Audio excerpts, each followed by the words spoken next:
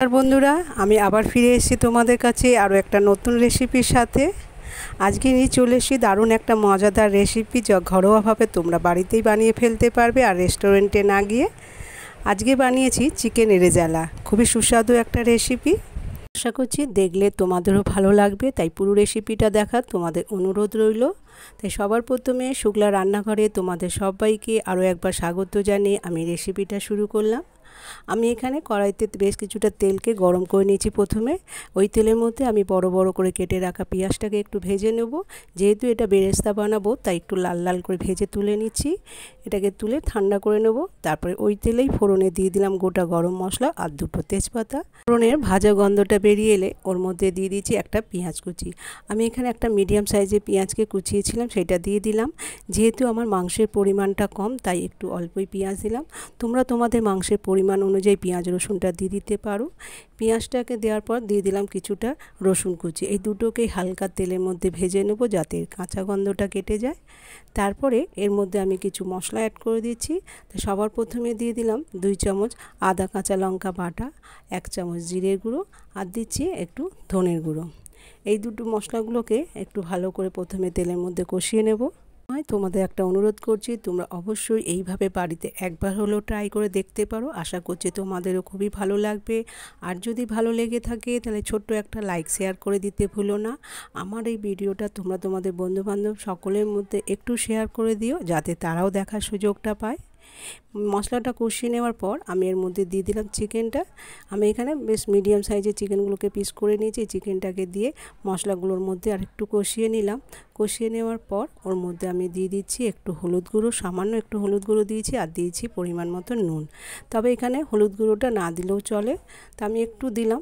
তারপরে এই দুটোকেও ভালো করে চিকেনটার সাথে ভালো করে কষিয়ে নেব। কষিয়ে নেওয়ার পর 5 মিনিটের জন্য একটু ঢাকা দিয়ে দেবো যাতে মাংসটা কিছুটা সেদ্ধ হয়ে যায়। এখন আমি একটা পেস্ট রেডি করে নেব। তার জন্য প্রথমে আমি নিয়ে নিলাম বেরেস্তা ভাজাটা, যেটা ভেজে রেখেছিলাম আগে থেকে, সেটা দিয়ে দিলাম।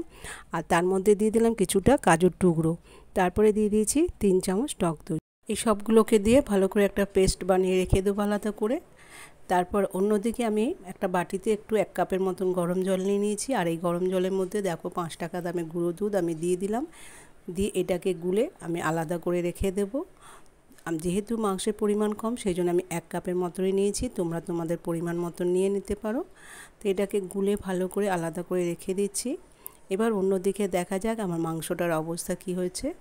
দেখো মাংসটা থেকে বেশ অনেকটা জল বেরিয়ে গেছে, মাংসটাও বেশ অনেকটা সেদ্ধ হয়ে গেছে।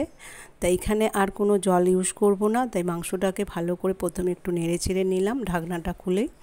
এরপর এর মধ্যে দিয়ে দেবো বেরেস্তা পেস্টটা। এটাকে দিয়ে সবগুলোকে দিয়ে দিলাম, দিয়ে ভালো করে একটু নেড়ে চেড়ে এটাকেও 2 মিনিট ধরে আর একটু কষিয়ে নেব মাংসটার মধ্যে সব কিছু একসাথে। আর এই রেসিপিটা এতটাই সুস্বাদু যে সব কিছুর সাথেই তোমরা খেতে পারবে। আর এটা ছোটোখাটো ঘরোয়া অনুষ্ঠানও তোমরা এইভাবে তৈরি করে নিতে পারো মাংস রেজালা। তাই আমার মতন তোমরাও প্রথমে অল্প মাংস দিয়ে এইভাবে ট্রাই করে দেখতেই পারো। আশা করছি তোমাদেরও খুবই ভালো লাগবে। তবে দেখো এই সময় আমি একটু মিক্সি ধোয়া জলটাও দিয়ে দিলাম। তারপরে এগুলোকে ভালো করে 2 মিনিট ধরে আমি একটু কষিয়ে নিয়েছি। 2 মিনিট কষিয়ে নেওয়ার পর মাংসটা বেশ ভালো মতনই সেদ্ধ হয়ে গেছে। এই সময় আমি এর মধ্যে দিয়ে দিচ্ছি গুলে রাখা দুধটা। এটাকে দিয়ে আমি আরও 2 মিনিট ভালো করে ফুটিয়ে নেব। সব কিছু ভালো করে একসাথে মিশিয়ে নিলাম। মিশিয়ে নিয়ে 2 মিনিট ফুটিয়ে নিলাম। আর এখানে একটু কন্টিনিউ নেড়ে যেতে হবে, যেহেতু কাজু বাদাম আর পেঁয়াজ বেরেস্তা বাটাটা রয়েছে, না হলে নিচে লেগে যাওয়ার ভয় থাকবে। সেই জন্য ভালো মতন সব কিছুকে নেড়ে নিলাম। আর সবশেষে দিয়ে দিচ্ছি এখানে 1 চামচ ঘি আর দিয়ে দিলাম কয়েকটা চেরা কাঁচা লঙ্কা।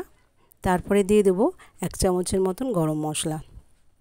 শেষে সব কিছুকে একসাথে ভালো করে মিশিয়ে নেব। মিশিয়ে নিয়ে একটুখানি জাস্ট ফোটাবো। ফুটিয়ে আমি ঢাকা দিয়ে গ্যাসটাকে অফ করে রেখে দিলেই আমার রেডি হয়ে যাবে চিকেন রেজালা। রেসিপিটা তোমাদের ভালো লাগলো তাই এখানেই আমার শেষ করতে হলো ভিডিওটা। আবার দেখা হবে নতুন কোনো রেসিপিতে। ততদিন সুস্থ থেকো, ভালো থেকো। আমার সাথে শেষ পর্যন্ত থাকার জন্য অশেষ ধন্যবাদ।